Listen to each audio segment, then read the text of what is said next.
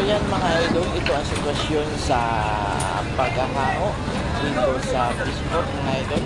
Ayan, hinahango na po ang ating karga na mga isda galunggong dito sa fishport. Yan mga idol, ang proseso ng paghahango na isda galunggong dito sa fishport. Ayan, mano-mano lang mga idol na ginagamitan ng maraming tao. Yan mga idol, no? Kaya kailangan niya ng maraming tao kasi 4,000 banyera ang aming kargaan na hahanguin ngayon na isda galunggong. Ayan. Ayan mga idol, maraming mga tao na kailangan magtrabaho. Ayan. Hinahango, mano-mano lang siyang inilalabas galing sa loob ng bodega. Ayan mga idol, no? Mano lang pinagdala. So yan mga idol, maraming salamat sa panonood.